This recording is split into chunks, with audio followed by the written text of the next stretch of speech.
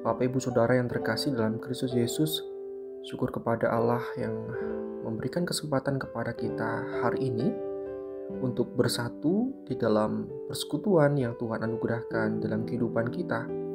Kita akan mempererat persekutuan itu dengan bersama-sama menerima firman Tuhan. Mari kita berdoa. Tuhan, kami bersyukur untuk kasih setiamu yang besar dalam kehidupan kami. Kebaikan-Mu telah menghidupkan kami hingga detik ini ya Tuhan.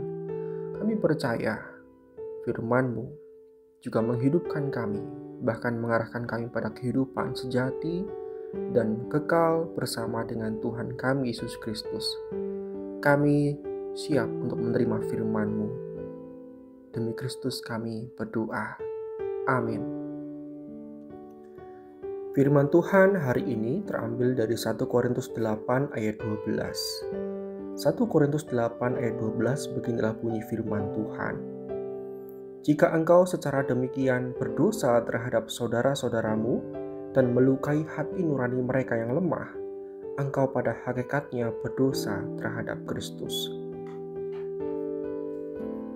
Bapak Ibu Saudara, seringkali kita mendengar orang-orang berkata, saya selalu mengikuti hati nurani saya. Kalau kamu mengikuti hati nurani, kamu tidak akan pernah salah. Apakah memang benar selalu demikian, Bapak Ibu Saudara?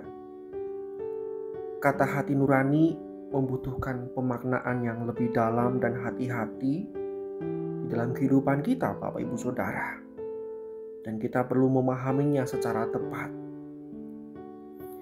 Sebagian orang menganggap hati nurani mereka adalah suara Allah yang berseru-seru atau yang mengarahkan di dalam batin kita, yang akan menuntun kita tanpa salah kepada apa yang benar. Lalu kemudian ketika orang berpegang teguh pada pemahaman ini, bisa jadi orang itu akan menjadi kecewa ketika mengetahui bahwa mereka ternyata keliru atau telah melakukan sesuatu yang berbahaya bagi diri mereka sendiri ataupun bagi orang lain.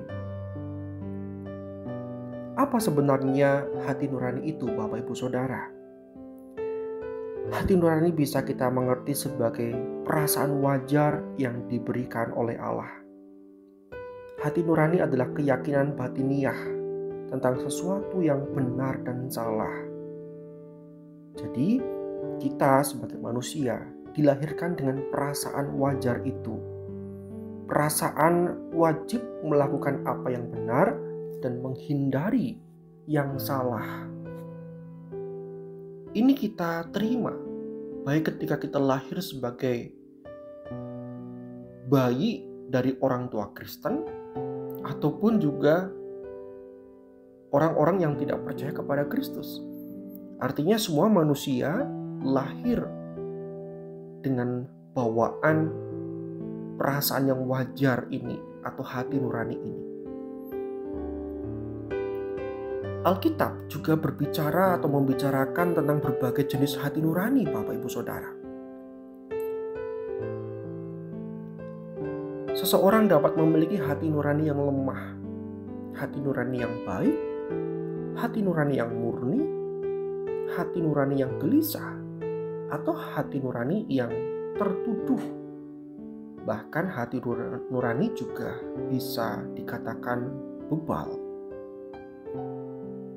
Di dalam Kisah Para Rasul 26 ayat 9-11, Paulus mengaku bahwa ia pernah menganiaya gereja tanpa penyesalan sama sekali dalam hati nuraninya. Tidak cukup baginya hanya bersungguh-sungguh dalam apa yang sedang ia kerjakan. Paulus juga berbicara tentang orang-orang yang hati nuraninya menjadi murtad.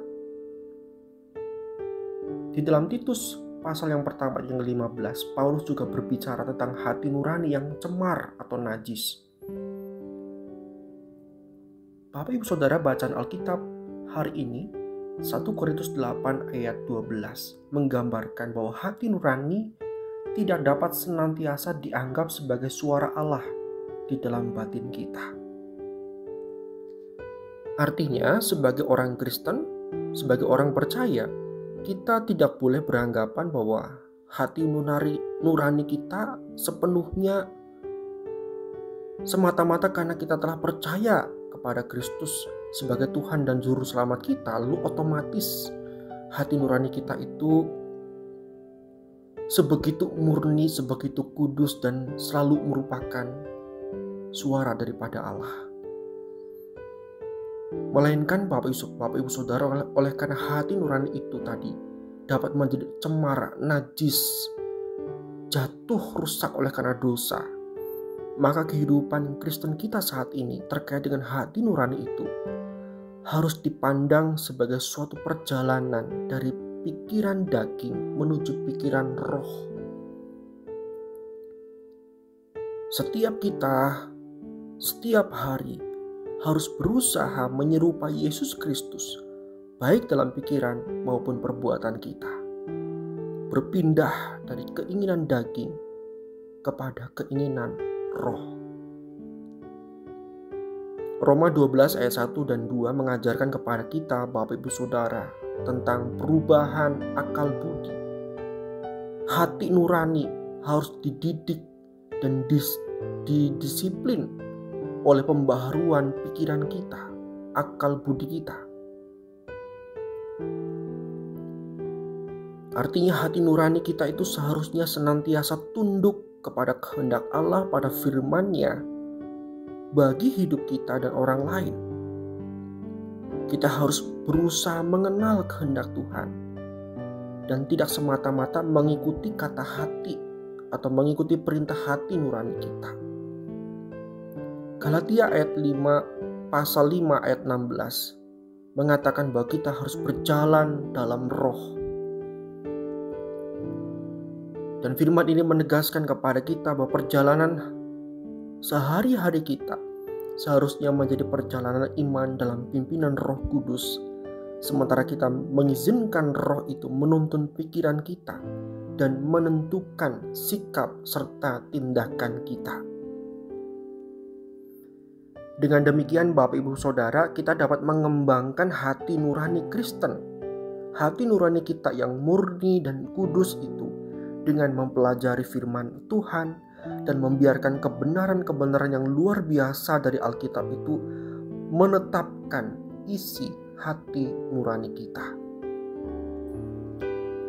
Dengan demikian Bapak Ibu Saudara, kesimpulan kita adalah hanya ketika hati nurani kita dipenuhi dengan pikiran Yesus Kristus, dipenuhi oleh firman Tuhan dan dipimpin oleh Roh Kudus, barulah kita dapat memastikan bahwa kita sedang mendengarkan suara Allah di dalam batin kita. Amin. Mari kita berdoa. Tuhan, kami berdinamika dengan hati nurani dalam pikiran kami, dalam hati kami ya Tuhan. Kami mengakui bahwa hati nurani kami pun rusak oleh karena kami sudah jatuh di dalam dosa. Ajar kami terus dan teguhkanlah hati kami, supaya kami terus mengarahkan hati kepada Engkau dan firman-Mu. Dan dengan hati yang berserah, diri yang berserah pada pimpinan dan juga kuasa daripada Allah Roh Kudus yang menuntun kami pada kebenaran firman Tuhan itu, yang menuntun kami pada pemahaman yang benar akan firman Tuhan, sehingga akal budi kami, pikiran kami, hati kami dibangun di atas dasar yang tepat, di atas dasar yang benar. Satu-satunya firman yang berotoritas. Sehingga Tuhan, hati nurani kami dibangun di atas dasar semua itu, sehingga kami memiliki pengalaman-pengalaman ketika mengambil keputusan-keputusan. Kami tidak mengandalkan pada suara hati kami sendiri, namun pada suara hati nurani yang sudah dipengaruhi dan dikuasai oleh firman Tuhan.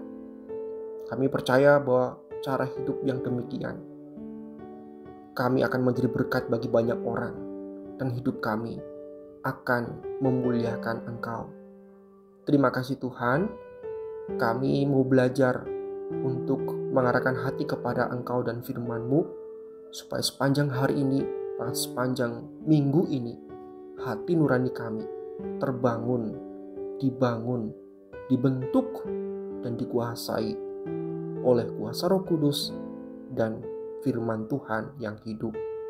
Kami serahkan juga tubuh roh jiwa kami ke dalam tangan kuasa Tuhan, rencana-rencana kehidupan kami sepanjang hari ini, juga kekhawatiran-kekhawatiran kami serahkan dalam tangan Allah yang memelihara dan melindungi kami dengan sempurna.